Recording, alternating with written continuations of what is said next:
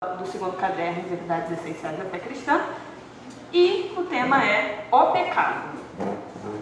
Eu já vou começar perguntando se alguém tem algum chute, alguma definição do que seria pecado, porque é um tema bem importante, bem recorrente na nossa vida, que a gente fala, ouve nas pregações, conversa com os nossos amigos cristãos, então eu queria saber se alguém tem algum chute do que seria o pecado.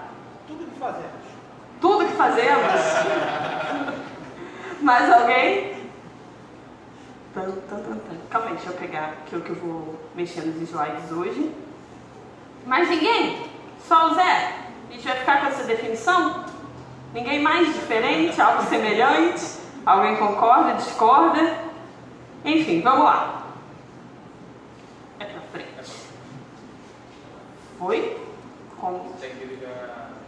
Foi? Foi. Isso. Então, vamos lá. O que é o pecado? O Sproul, ele começa falando, dando uma ilustração. E ele fala exatamente isso. O pecado pode ser ilustrado como um arqueiro atirando uma flecha com seu arco e errando o alvo. Nessa ilustração, o alvo, ele discorre um pouco mais à frente, são as normas de Deus. O alvo são as leis de Deus. E errar esse alvo seria errar as normas e as leis de Deus. E nesse primeiro ponto, eu queria que a gente... Eu dei uma aula, acho que foi a minha primeira aula nesse formato de CPM, que falava sobre a lei de Deus. E uma das distinções que eu fiz foi que a lei de Deus ela se divide entre a lei civil, a lei cerimonial e a lei moral. E nesse capítulo específico a gente está trabalhando como lei de Deus a lei moral, tá? Só para ficar claro, a lei moral de Deus. Então, errar o alvo seria não atingir as normas da lei moral de Deus. Primeira coisa. E no versículo de 1 João, capítulo 3, versículo 4, tá funcionando aqui também? Dá uma definição mais clara e objetiva do que é o pecado. E aí, em 1 João, fala assim: todo aquele que pratica o pecado também transgride a lei, porque o pecado é a transgressão da lei. Essa é a definição que a gente vai trabalhar hoje. O pecado é a transgressão da lei. E alguém pode se questionar ou me questionar: Luiz, o que é transgredir a lei? E um dos sinônimos de transgredir seria violar a lei, crime, rebeldia, descumprimento, desobediência e alguns outros sinônimos, mas só para deixar claro. Então, o pecado é isso, é violar a lei, é um crime, é um descumprimento, uma desobediência da lei. Até aqui, está todo mundo acompanhando? Porque é importante a gente entender o que é pecado, porque senão a gente acha que realmente tudo que a gente faz é pecado. Ou então, nada do que a gente faz é pecado porque somos crentes. Mas não é assim. A gente precisa ter essa compreensão do que é pecado até para combatê-la em nós. E ou exortar um irmão, para que a gente não venha com algum tipo de moral deturpada, mas sim seguindo a lei moral de Deus. Então é isso. Mais uns 2 textos, e aí eu queria que duas pessoas pudessem voluntariar para ler esses 2 textos. O primeiro é de Romanos 3, do versículo 19 ao versículo 26, e o outro texto de 1 João 1, 8 e 10. O João Gabriel vai ler. Qual você vai ler, João? Romanos 3, e alguém então, e Juninho vai ler o outro. Por favor.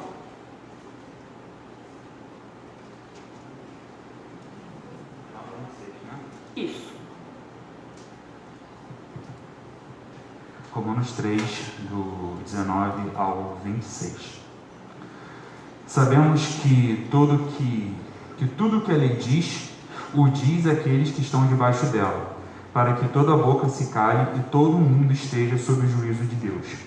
Portanto, ninguém será declarado justo diante dele, baseando-se na obediência à lei, pois é mediante a lei que nos tornamos plenamente conscientes do pecado. Mas agora se manifestou uma justiça que provém de Deus, independente da lei, da qual testemunham a lei e os profetas.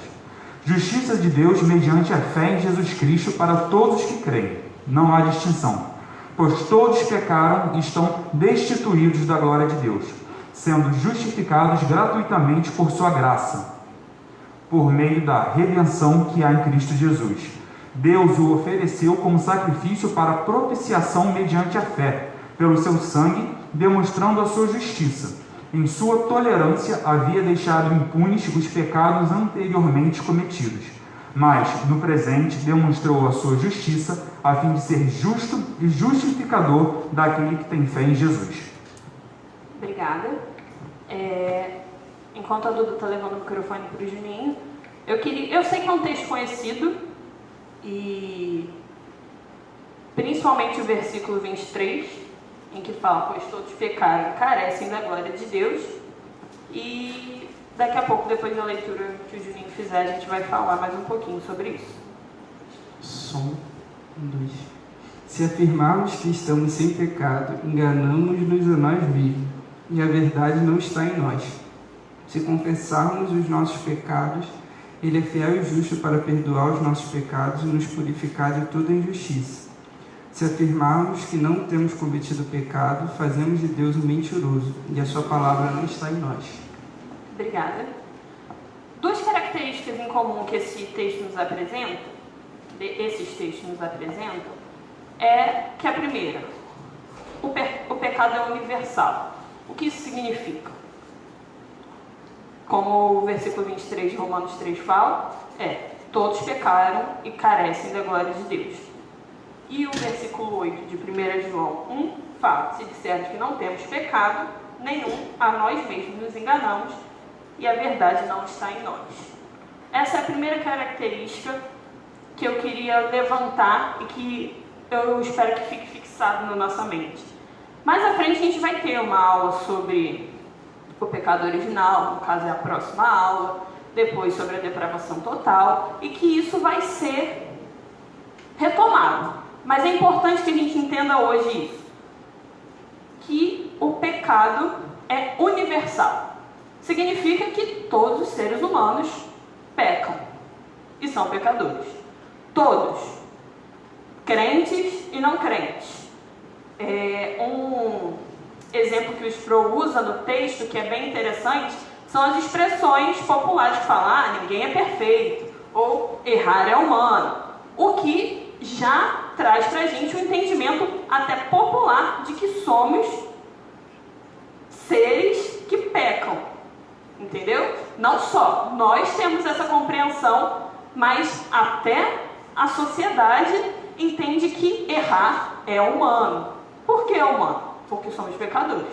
E aí, na próxima aula, a gente vai ver quando isso tudo começou. Agora, definir o que é esse errar, ou o que é não ser perfeito, é importante, como eu falei no começo, um pouco antes, sobre definir o que é pecado, que seria a transgressão da lei.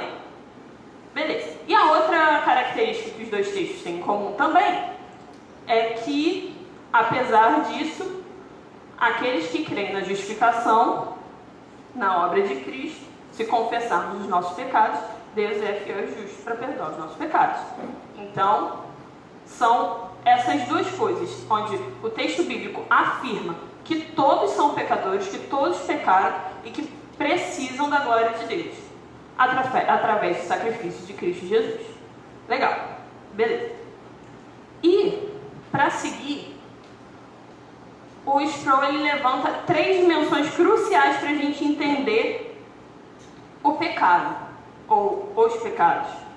E a primeira delas é porque quando a gente fala de pecado, geralmente a gente tende a seguir a linha do o que se faz. Se eu faço isso, e isso está errado, está indo de encontro com as leis de Deus, isso é pecado, claro. Agora, a primeira coisa que o Sproul levanta é sobre os pecados de omissão.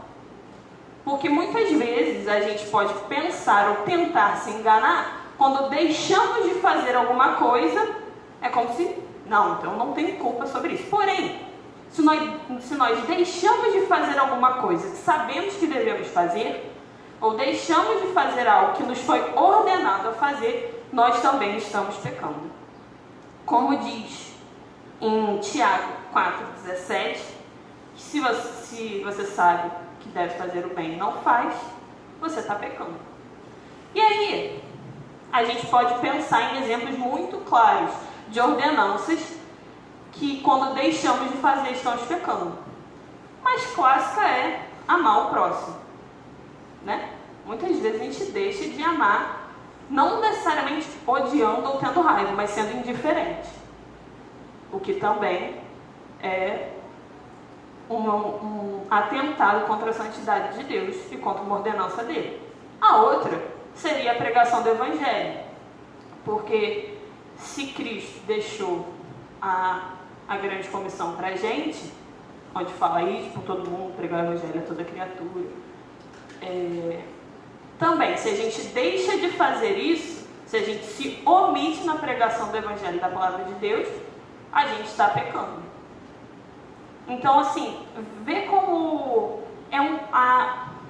negócio é um pouco mais embaixo, além do deixar de fazer ou fazer o que a gente sabe que não deve ser feito. Então, essa é a primeira dimensão. A segunda seria o que o Sproul categoriza como os pecados de comissão. E aí sim são os pecados mais, quando está descrito, não faça, e a gente vai e faz. Quando a gente sabe que não devemos mentir, não devemos matar, não devemos roubar, e vai e faz. Entendeu? Quando não devemos nos irar, e vai. E então, esses são os pecados mais claros. Porém, da mesma forma, tanto os pecados de omissão quanto os pecados de comissão são atentados contra a santidade, contra a soberania e senhoria de Deus. Porque quando a gente peca, de certa forma a gente está falando que nós fazemos o que achamos ser melhor para a gente, não seguindo as leis de Deus. E aí, o terceiro também não entra nessa categoria de pecados de omissão ou de comissão, mas que é importante para a gente entender. E ali eu botei como prática por agentes racionais. Porque a terceira dimensão seria isso. O pecado é uma ação praticada por criaturas racionais. E criaturas que têm uma moral, nós, seres humanos. O que é moral, Luísa? Uma moral é um conjunto de entendimentos de norma e saber do que é certo e o que é errado. A nossa moral deve seguir a moral de Deus. Como eu falei, pecado é transgredir as leis morais de Deus. Então, o pecado só pode ser imputado a culpa aos seres humanos. Apesar do pecado afetar toda a criação, a culpa é nossa. Ele afeta toda a criação, os animais, a natureza e tudo que foi criado. Mas a culpa é nossa, porque nós somos seres morais, nós somos seres racionais. E é importante entender isso. Então, o que nós fazemos pode ser definido como pecado ou não, dependendo se isso está atentando contra a lei de Deus. E aí, o Sproul levanta a diferença entre o entendimento de pecado do catolicismo e do protestantismo. Ele fala que no catolicismo o pecado se divide entre o pecado venial e o pecado mortal. O pecado mortal seria o pecado que mata, e ele põe entre aspas, a graça de Deus. E esse pecado exige que seja feita alguma penitência para estar de novo em comunhão com Deus.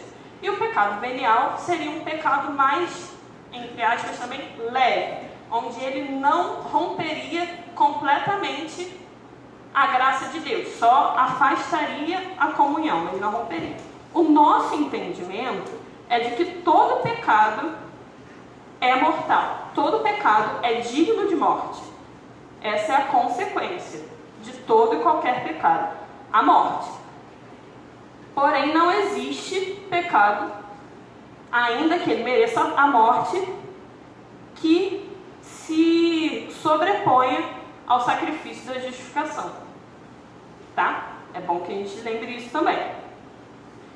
E apesar de todo pecado ser mortal, existem diferenças de consequência de cada pecado.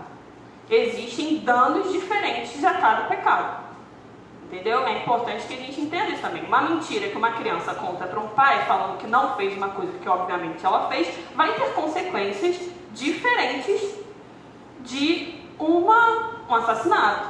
Ou de uma mentira que um empregado conta para o seu patrão, falando que ele não roubou uma coisa que ele roubou. As consequências são diferentes. Mas todo pecado é mortal e é digno de morte.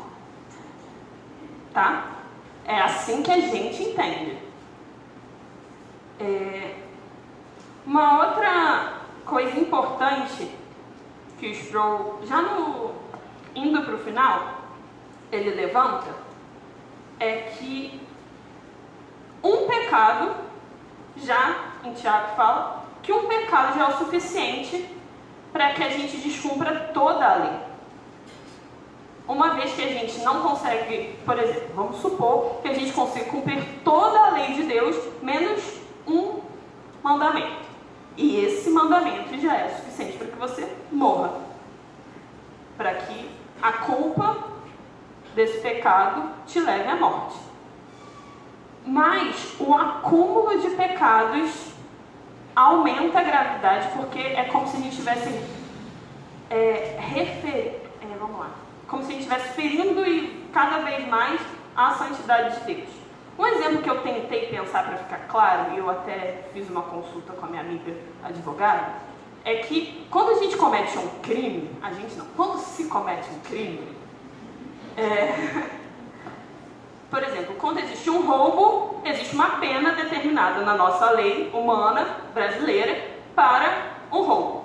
Agora, se esse roubo ele é sucedido é feito através de violência ou então são os agravantes, ou se depois vem um assassinato, as penas vão aumentando, vão se acumulando. Exatamente, como o Zé falou, são os agravantes que vão sendo colocados nessa situação. Tentei explicar, não sei se é um exemplo, o melhor exemplo, mas é para que a gente entenda que um pecado já é suficiente para a pena, mas o acúmulo deles vai só aumentando e a gente mesmo vai pondo sobre as nossas cabeças a ira, como Paulo recomenda para que a gente não faça em Romanos 2. E apesar disso, apesar desses agravantes, a graça de Deus é maior. Não existe agravantes que não possam ser encobertos pela graça de Deus através do sacrifício de Jesus. Até aqui, tá legal? Alguém tem alguma questão, alguma dúvida? Tá. O Matheus vai perguntar, tá? Quem não tá aqui na frente? Som. Eu queria que você comentasse a respeito do cuidado que a gente tem que ter, isso é até um tema polêmico, com relação à diferenciação que a gente tem que fazer entre o que é lei no sentido do Estado e o que é pecado no sentido cristão. Porque, por exemplo, se a gente elege alguém, um deputado, um vereador, em que tem baseado ali princípios cristãos, e ele quer transformar o que é pecado em lei, entendeu? Eu queria que você comentasse um pouco sobre a proporção que a gente tem que pensar a respeito do que pode ser considerado, não considerado, mas o que é pecado, mas o que é um pouco imprudente transformar em lei. Não sei se você consegue entender mais ou menos a pergunta. Acho que sim, e como eu falei, ainda bem que eu que dei aula sobre a lei de Deus, e eu vou usar um exemplo de novo. A nossa lei, enquanto cristãos, a nossa lei suprema, são as leis de Deus. Ainda que, por exemplo, num contexto de perseguição contra a igreja, nós tenhamos que morrer por causa disso. Nós acreditamos que a nossa lei, a lei moral de Deus, é superior às leis do Estado. Por exemplo, acho que foi a Paola que fez uma pergunta na minha aula sobre as leis de Deus, e falou assim, quando uma lei não é justa, ou quando uma lei fere algum princípio que a gente entende que é um princípio cristão. Aí eu dei o exemplo do apartheid, onde era institucionalmente uma separação, uma lei, era um regime que separava, onde os negros eram inferiorizados pelos brancos. Os negros, eles tinham... E assim, a gente como cristão nunca poderia tolerar isso. Entendeu? Ainda que cristãos naquele contexto tenham aceitado ou não e tenham sofrido as consequências por isso. Então, a gente tem que estar baseado na lei de Deus. E Jesus, ele fala que a lei ela pode ser resumida em 2 grandes mandamentos: amar a Deus sobre todas as coisas e ao teu próximo como a ti mesmo. E a ponto de que em João 15, se eu não me engano, ele aprofunda o amor ao nível sacrificial, onde ele fala que nós devemos amar o nosso próximo uns aos outros como ele nos amou. Ele nos amou se entregando por nós. Então, as nossas decisões e as nossas convicções, elas têm que estar baseadas nas leis de Deus. Entendeu? Agora, se isso vai trazer consequências ou não, infelizmente, a gente vai ter que lidar com elas.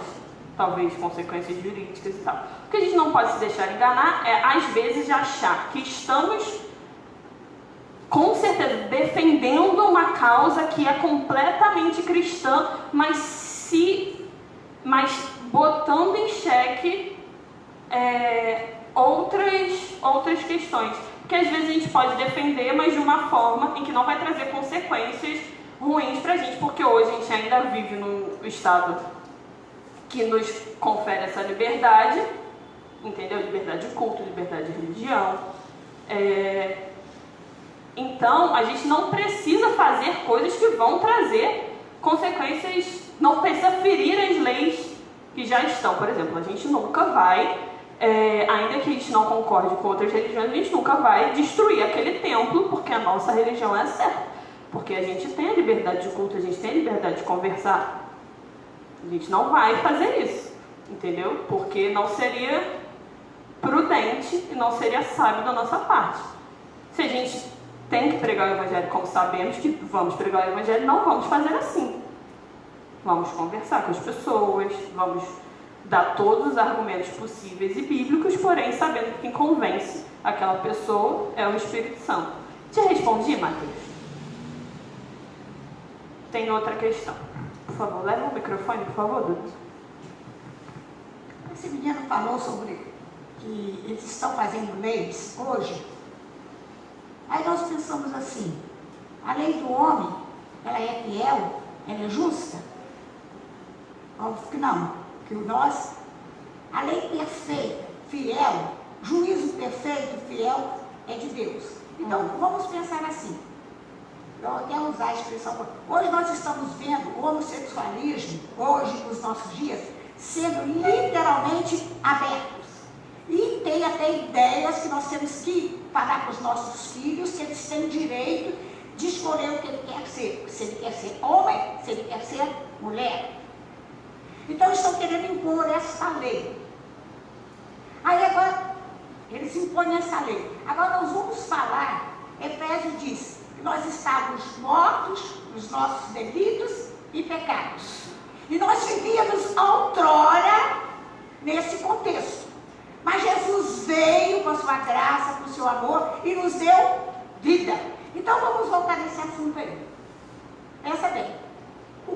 Agora, o que nós temos que fazer, nós como igreja do Senhor, nesse mundo que jaz no maligno? Esse mundo que está todo propenso ao pecado. As leis propensas contra as leis de Deus.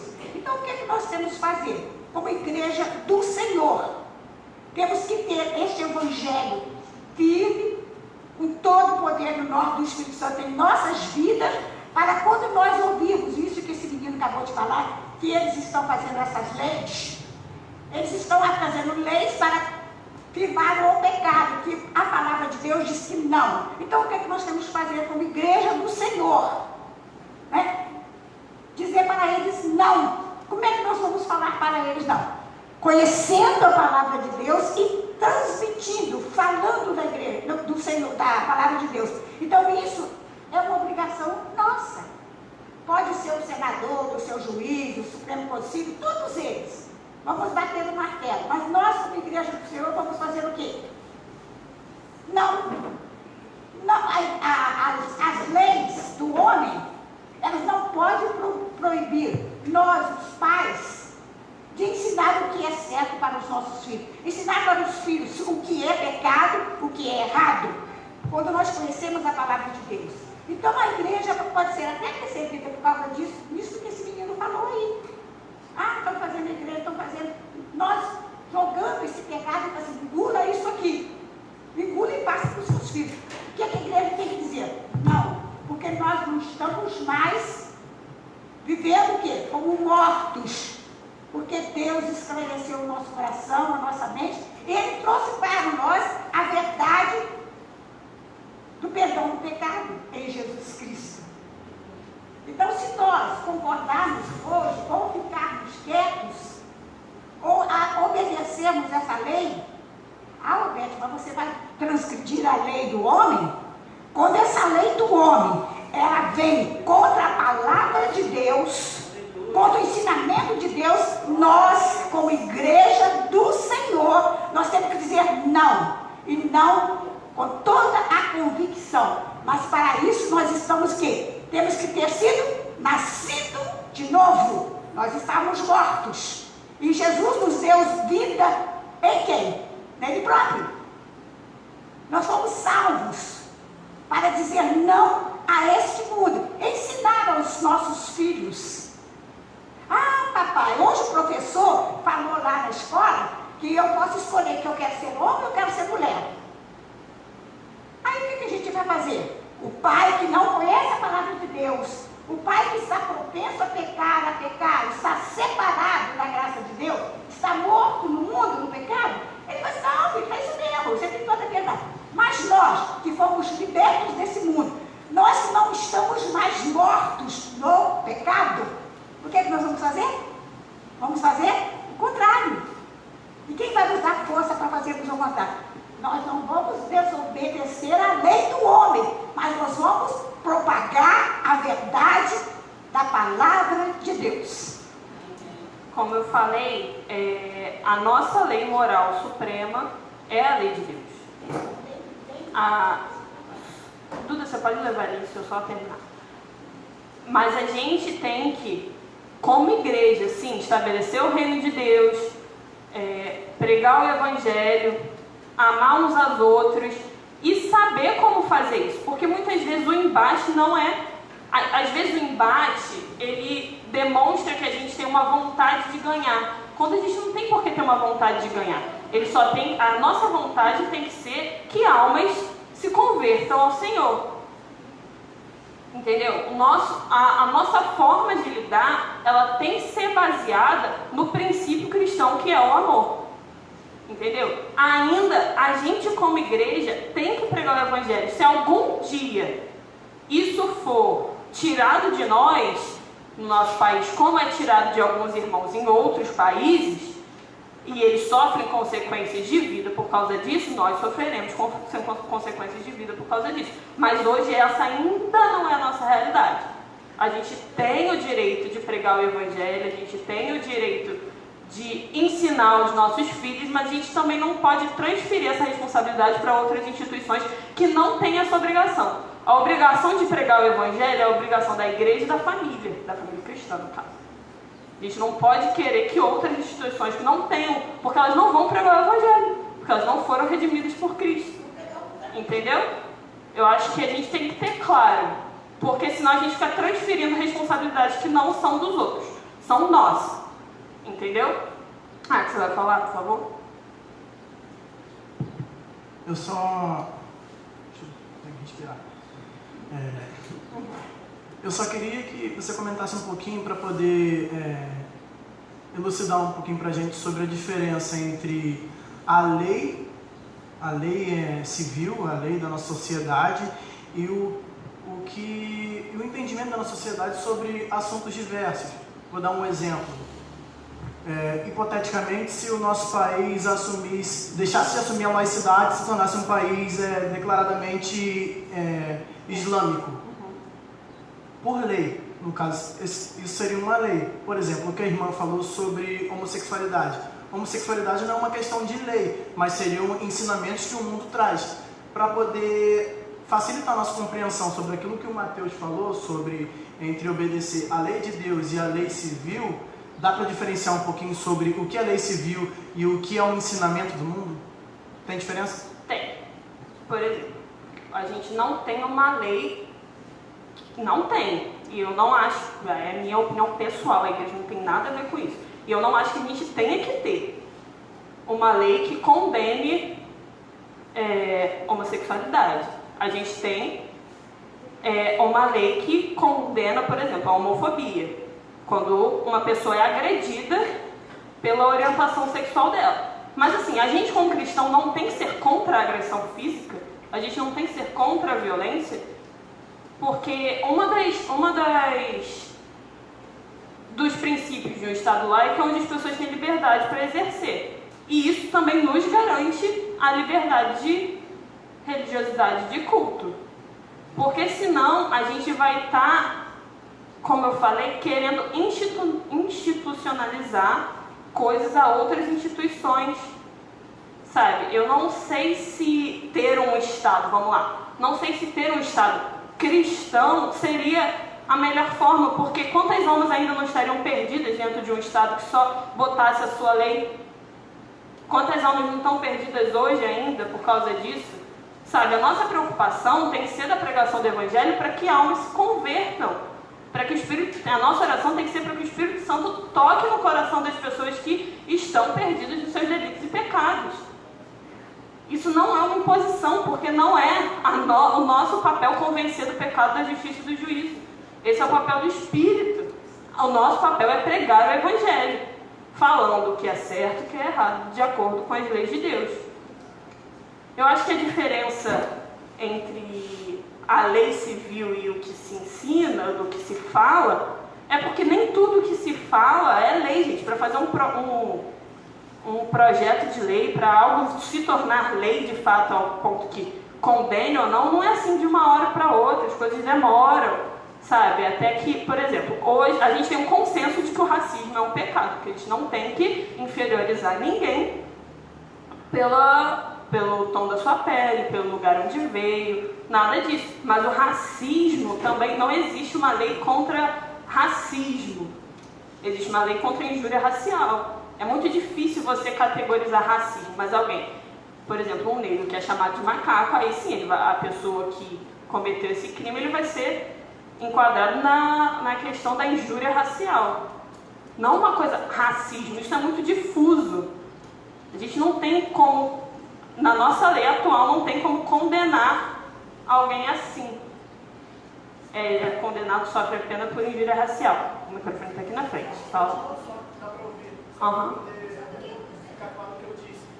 Por exemplo, a gente como igreja, a gente sendo contra a homossexualidade, a gente não está sendo contra a lei civil, correto? Atualmente, não. Não. Desde que a gente não agrida uma pessoa. Sim. E aí, como eu falei, a gente estaria indo contra... Aham. A gente é contra os ensinamentos do mundo, mas muitos dos ensinamentos do mundo não são lei, né? Não são lei civil. Ela só diferenciando. Eu só estava querendo explicar bem. Aham. deixa eu só... O microfone está aqui com o José, ele vai falar? Aham. Uhum.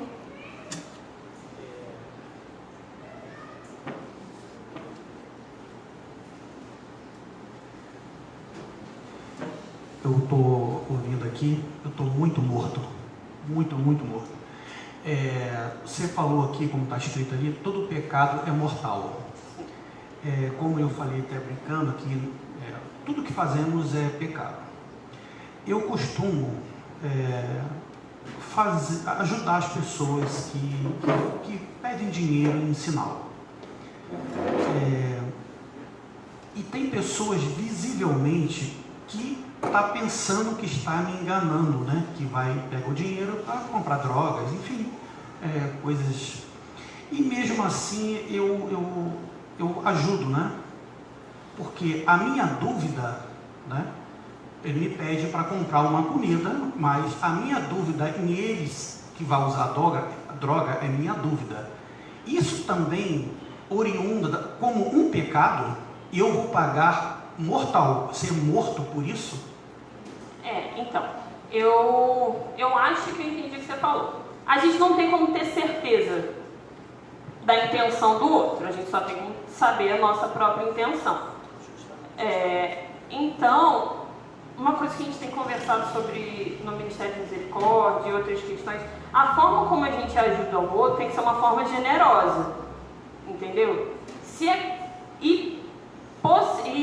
Assim, se houver a possibilidade, uma forma completa, onde a gente consiga de fato transformar a realidade daquela pessoa, ajudar a manifestar o reino de Deus transformando aquela realidade. Hoje em dia a gente está vivendo um momento de crise econômica, onde tem muita gente vendendo coisa no sinal, pedindo dinheiro. Acho que se vocês andam na rua, a gente vê que isso aí aumentou muito, porque tem muita gente desempregada tentando se virar de outras formas. Agora, se essa pessoa vai ou não, se ela for para você, ela está com fome, que ela vai comprar comida, ou se ela vai comprar um pacote de bala para vender, porque às vezes tem isso.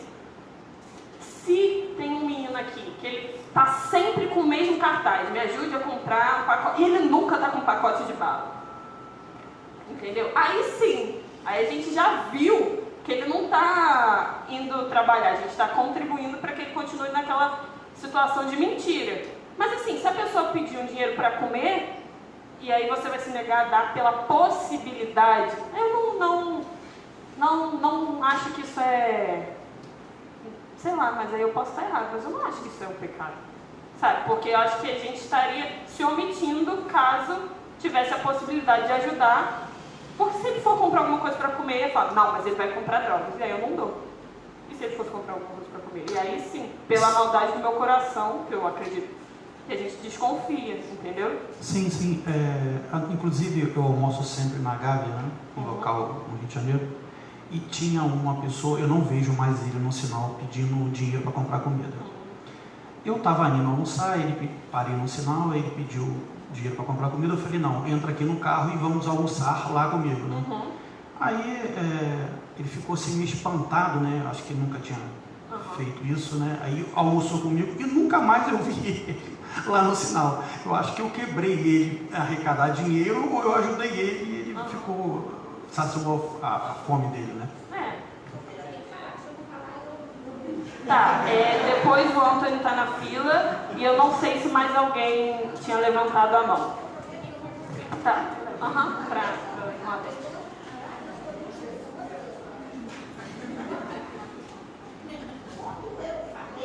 Ele falou da lei. Eles estão fazendo lei e para levar o pecado. Não foi isso? Uma coisa assim que você falou? Então o que acontece? Hoje, como nós no mundo jaz no maligno, presta atenção no que eu falei. Não sou homofóbica, ao contrário, respeito. Se você quer ser João, você vai ser João. Se você quer ser Maria, o problema é de cada um. Mas só tem uma coisa, a igreja do Senhor, ela precisa de estar alerta. Porque amanhã, é nesse sentido que eu quis falar, amanhã, se as autoridades do mundo todo, ou do Brasil, vier, nós temos que respeitar a lei, sim, a lei dos homens, a lei de Deus, mas a lei de Deus, ela é maravilhosa. Então, se nós, presta atenção, se vier, dentro do que ele perguntou, Se vier uma lei amanhã aí, dos nossas autoridades, que elas estão lá porque Deus permitiu que elas estivessem lá, que a hora que Deus quiser, toma eles todo mundo dali.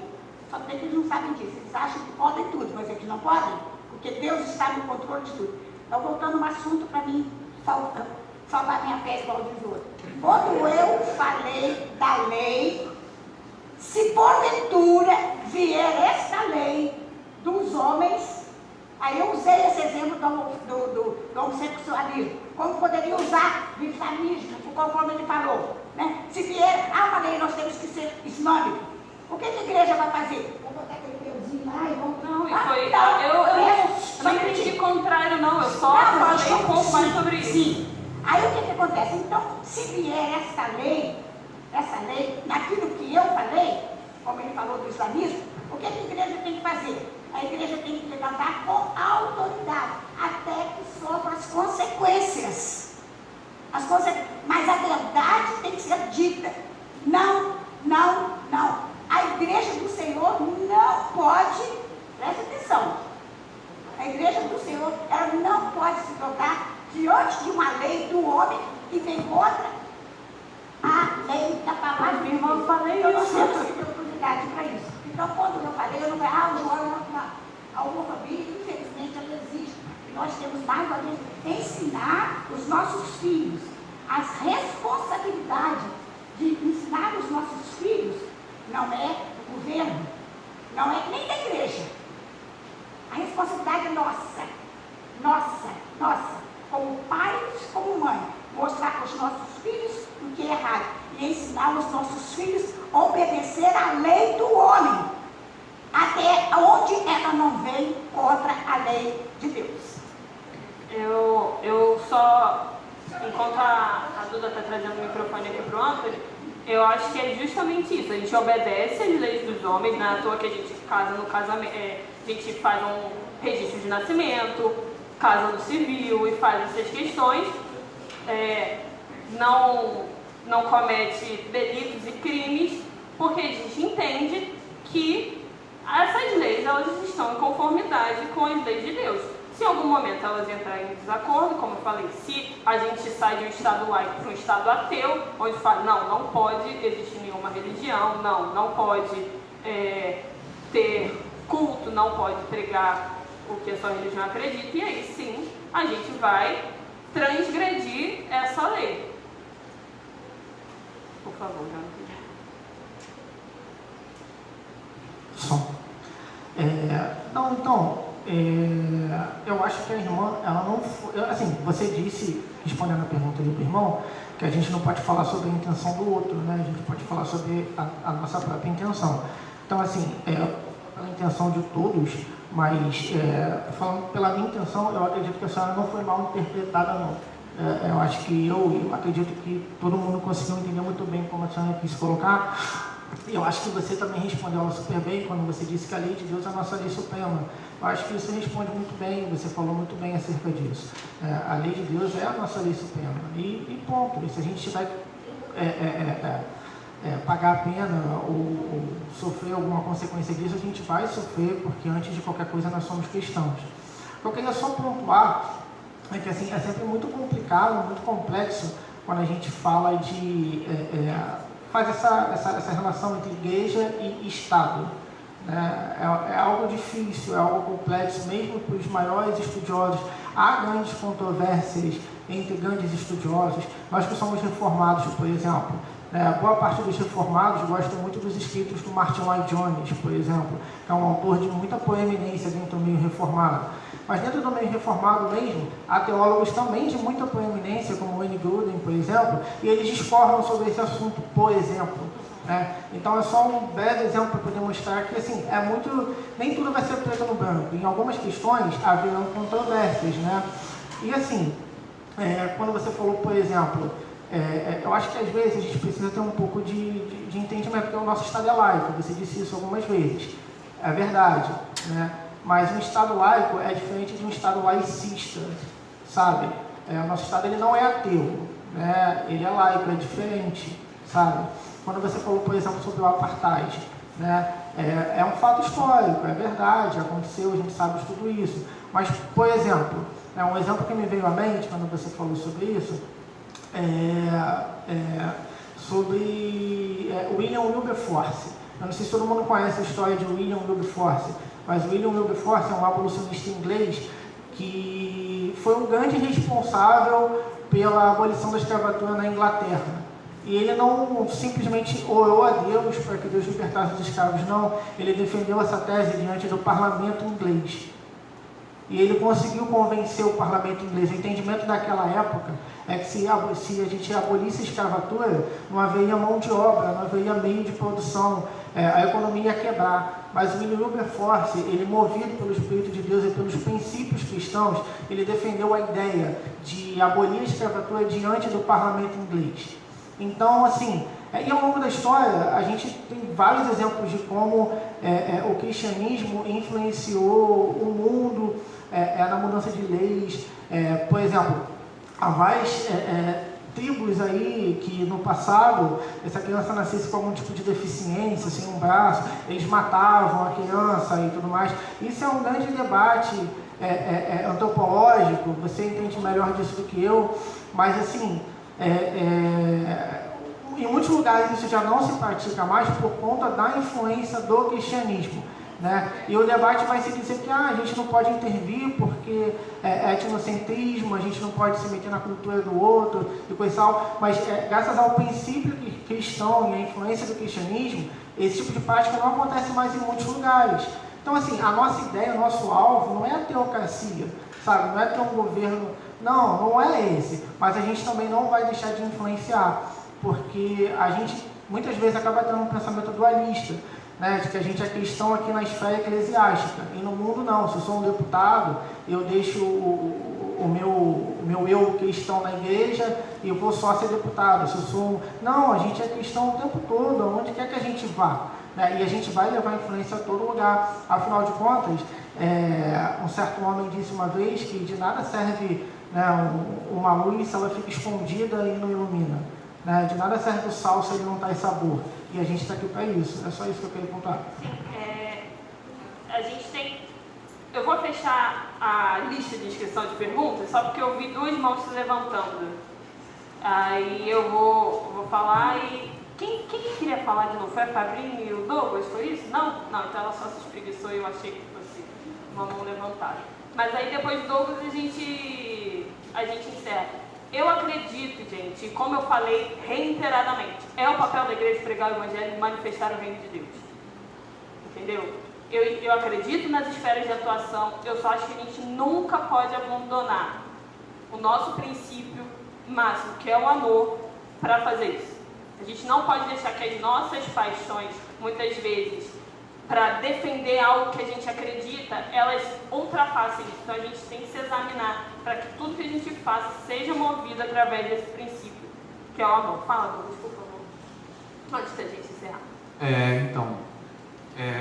Foi interessante, né, o pessoal comentando. E eu queria trazer um outro ponto, não entrando nessa questão, né? Obviamente que a igreja crê que certas coisas são pecados que o mundo não vai considerar e tem toda essa questão, mas eu queria concentrar mais que eu tenho visto na rede social. Gente, eu não tenho visto aqui, tá bom? É só um ponto. É que eu tenho visto, eu tenho me preocupado isso com a igreja como um todo, né? Universal, né? Universal no quesito todas, isso. Que é o seguinte, muitas vezes a gente fica nessa guerra cultural, né? Tipo assim, olha, nós temos que... E realmente a igreja tem que se posicionar em certas coisas, com certeza, tá? Mas tem muita gente que começa a tratar o outro como inimigo, e isso é muito problemático. Por exemplo, homossexualismo é pecado. Sim, é pecado. Né? Mas o problema é quando você vai tratar o homossexual como inimigo. No quesito, o seu objetivo não é mostrar graça, você quer rechaçar essa pessoa. E esse é o problema que eu vejo muitas vezes. Por exemplo, eu vi num post de um grupo, agora eu não sei se o post é verdadeiro ou não, né, que tem isso, que a pessoa falou, tem um amigo meu que tem um amigo gay, e esse amigo gay estava pensando em suicídio e está ajudando essa pessoa a não cometer suicídio, né? E ela falou que pessoas da igreja estavam falando que era entrar na roda dos escarnecedores, ser amigo dessa pessoa gay. E isso é preocupante, por quê? Porque além de aplicar mal o versículo da roda dos escarnecedores, ainda faz o contrário do que o Evangelho ensina. O Evangelho ensina o quê? A gente falar do Evangelho. Você vê Jesus estava falando com pessoas com moral questionável. É claro que ele falava, se arrependa dos seus pecados. Mas Jesus demonstrou um amor para com elas, para anunciar o Evangelho. De igual modo, a gente não vai parar de conversar com uma pessoa porque ela é homossexual. Não, a gente vai falar, eu discordo dessa prática sua, mas eu amo você porque você é um ser humano, tem a imagem de Deus, e você vai apresentar o Evangelho para ela. Porque a gente não pode ter essa ideia, ter a ideia de que fulano tem tal pecado X e isso torna o inferior. Não. Então que a gente tenha em mente isso. Todo pecado é um pecado que condena a gente para o inferno. Então que a gente tenha misericórdia para com essas pessoas. Que a gente não trate com ódio. É claro, a gente pode ser, por exemplo, a gente pode falar, não, homossexualidade é pecado, casamento é só entre homem e mulher, mas a gente deve sempre lembrar que aquela pessoa é uma pessoa que não foi tocada pela graça, como muitas pessoas que são héteros também não foram tocadas pela graça ainda. Então que a gente tenha compaixão com essas pessoas. Essa aí é mais uma questão de como tratar o próximo nas redes sociais e no dia a dia também. Entendeu? Então, obrigada. Indo para o nosso final, como o tema da nossa aula é pecado, a nossa militância, ela não tem que ser, a gente fala, tem um versículo bem conhecido, a nossa luta não é contra a carne ou sangue, mas contra principados.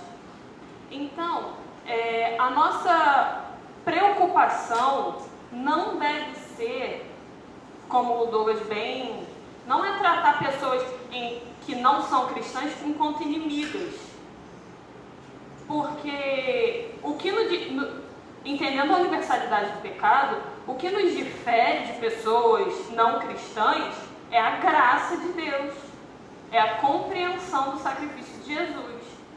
Não é a nossa moral, porque a nossa moral, ela muitas vezes decorre e acaba indo para o pecado novamente, apesar da compreensão. Então, assim, a gente tem o nosso padrão moral, que é a lei de Deus. E, através da compreensão da lei de Deus, a gente entende a forma como a gente tem que lidar com os nossos pecados e com o pecado dos outros. Então, uma forma amorosa, de compaixão, uma forma que muitas vezes vai ser através da oração e não do embate.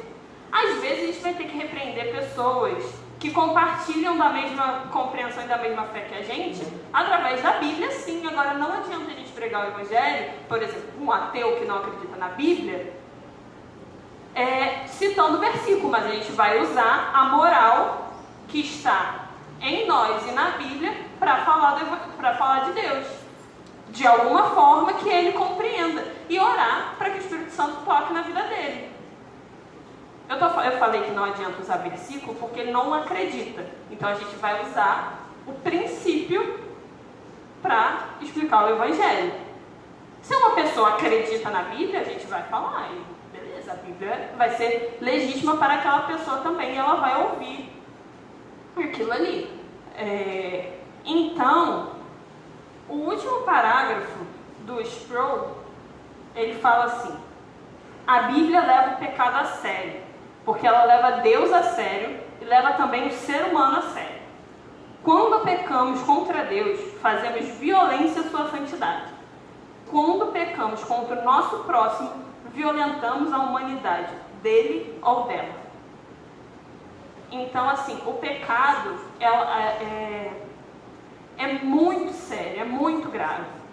Então, a gente tem que levar a sério na nossa vida para que a gente consiga lidar da melhor forma com o outro.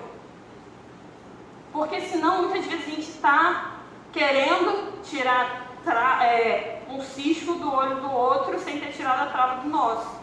Então, levar o pecado a sério é levar Deus a sério. Um Deus que é completamente santo, que não tolera pecado. Mas se fez homem, habitou entre nós, habitou entre pecadores, para que Ele pudesse nos redimir. E nos ordenou para que a gente pregasse o Evangelho. Então, deixar de pregar o Evangelho, deixar de amar o próximo, como eu citei, são exemplos também de pecado, de omissão. Como o Anthony muito bem citou, é muito complexo algumas questões. Porém, eu acho que é fácil a gente pensar as formas como a gente deve agir, amando a Deus e amando ao próximo. Levando em conta a lei de Deus, claro, não estou falando que a gente tem que ignorar. A gente tem que levar em conta. Mas não adianta, a gente não vai alcançar ninguém com um discurso de nós contra eles, de inimigo. Tá? Então, assim, com esse último parágrafo do Spro, eu queria orar para a gente encerrar nossa aula, porque o nosso horário já está bem avançado. E agradecer a vocês pela interação, pelas perguntas. Tá? Pai, muito obrigada pela sua graça. Quanto mais a gente estuda sobre o pecado, mais a gente vê o quão grande é a sua graça.